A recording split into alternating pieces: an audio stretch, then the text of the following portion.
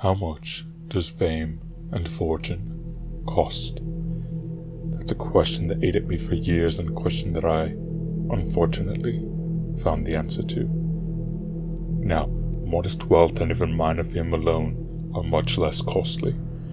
You can achieve that from commitment and hard work to something that can be revenue generating. It can be anything from creating a successful tech startup to making hundreds of YouTube videos of supercars and Lamborghinis. Problem is that even modest wealth costs years and years of hard work and commitment.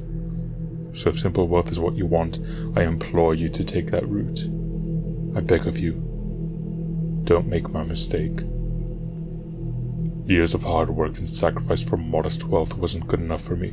No, I had a gluttonous desire for two things, fame and fortune. But I wanted it the easy way. I had not the fixation nor the drive to spend years developing a local business or next generation startup company. I wanted the quickest way to instant success. I heard rumors and legends about how anyone could get it, so I set off to find it. Honestly, it wasn't difficult for me. She can sense it. She knows if you are desperate enough that you would undergo the most incomprehensible atrocities in order to achieve it. I vividly remember the night I sold my soul. No, it's not a myth. The devil is real.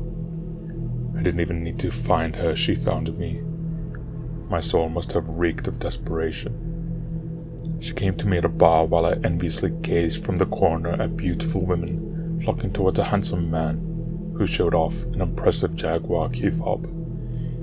Never even saw her walk into the bar, let alone make her way to my lonesome corner. I turned my head and she was there, the most beautiful woman I had ever seen. The red lights of the bar reflected off her luscious black hair and dark grey eyes. Scrambled for some sort of pickup line, but before any words could make their way to my lips, she leaned in, teasingly, putting her lips just centimeters from mine. "I know what you desire," she whispered, stroking my cheek with her soft fingers. "I know your dreams, and I can give it all to you. I can give you everything." With only a slight pause, I closed the gap. As soon as our lips touched, the bar and the people around me faded away in a black smoke to be replaced with a new setting. I found myself sitting in a dark movie theater. The dark red seats were empty, other than myself and the beautiful woman standing next to me. I pulled away from the woman, scared and confused at what had just happened to me. I thought that maybe someone had spiked my beer with some sort of hallucinogenic drug. "Sit down and watch," she told me. The lights dimmed and the screen came to life. As she had told me to do so, I sat down and watched. On the big screen played videos of me, but a very different me. Instead of staring at a broken TV in my studio apartment, I was living my wildest dreams. I was beautiful, I was rich, and I was famous. The videos showed me driving cars far more expensive than the average house, living in an expensive mansion, and walking down the red carpet with two beautiful models by my side. People screamed in joy as I walked down the aisle, shoving papers and begging for an autograph. The video cut off and changed entirely. Now it showed the real, unkempt me, living in my disparaging life. The video showed me getting rejected by every girl I had the guts to approach. I saw myself with slumped shoulders waiting tables for snobs that I hated and taking long draws from my metal flask in a trashy bathroom. Finally, it showed me utterly alone in my ugly apartment, the only social interactions coming from the cheap prostitutes I could barely afford. I started crying pathetically in that theater, watching the ugly truth of my life filled with self-destructive thoughts and behavior. I looked over at the beautiful woman, who stared at me intently, seemingly enjoying my despair. "Who are you?" I asked after brushing away my tears in embarrassment. "Oh, but you already know who I am, and you already know what I can do for you," she responded with a cold smile.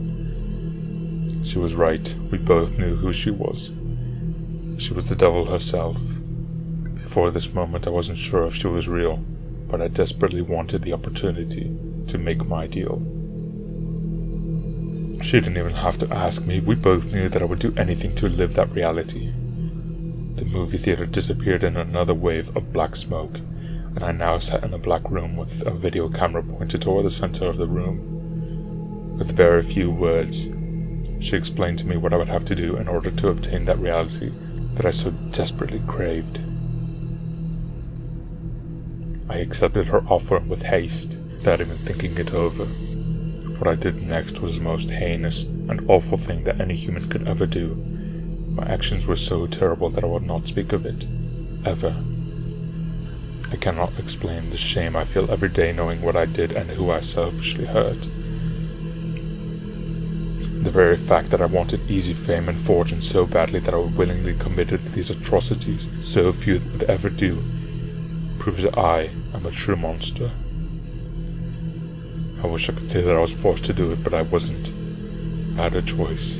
I could have walked away right then and there and gone back to my meager life with a new resolution to work hard for success. I should have chosen that course of action, but I didn't. Instead, I used my last moments of free will to choose to do horrible actions for my promised fame and fortune. She watched every last moment with a smile on her face. After I was done, she placed a large piece of brown parchment paper on a black table. It was a contract. I should have read the contract, but I didn't. Next to the contract lay a black knife. As directed, I eagerly sliced my hand and let the blood pour onto the contract. The deal was done and the sale was complete. The devil rolled up the contract with a smile on her face, and again the scene faded away in a black mist. I awoke the next morning thinking I'd simply had a vivid dream. With a disappointed sigh, I got out of bed and walked into my bathroom. After splashing some cold water on my face, I looked up at the mirror to find that my body had changed. A smile crept onto my face. It had really happened. I was more beautiful than I could ever dream. I was a version of myself that the devil had shown me in the movie theater. I picked up my phone to find that I had a voicemail from a man I now know as my agent. He told me that she had assigned him to me, and I had confirmed an appointment in my new recording studio the following day. Per his directions, I found my first-class plane ticket on my dining table, next to a brand new designer watch and freshly tailored suit. A suitcase sat by the door, filled with designer clothing that I could never afford on my own. I put on my suit and watch, and left that shabby apartment and everything in it behind. A driver and a black luxury car waited for me outside to drive me to the airport. Within a few months, my record-breaking album was released, and I immediately had it all. The beauty, the fame, the fortune, and the new talents that she had given me. I live in an exclusive gated mansion with tens of millions worth of cars in my garage. My financial accounts have 9 zeros, and I'm constantly surrounded by celebrities and beautiful women everywhere I go. Anytime I'm in the public, people anxiously await a simple handshake or autograph. If only they knew what these hands had done. It may seem like I have it all, however, there is one thing I lost that I will never have again. I no longer have my free will. I am forced to do everything and anything that I am told. I wear what I'm told to wear. I sing what I am told to sing. I say what I am told to say. I go where I'm told to go. And I do what I'm told to do. Like so many before me, I am just the devil's puppet of influence.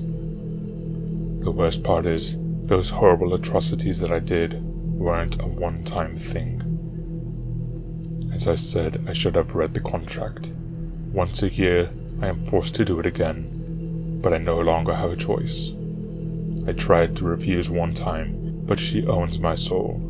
With a simple snap of her fingers, I was instantly overcome with a pain worse than you could possibly imagine, as I begged for her to make it stop. "Try that one more time," she warned, "and I will rip your soul to pieces." So back to our question. How much does fame and fortune cost? It costs everything.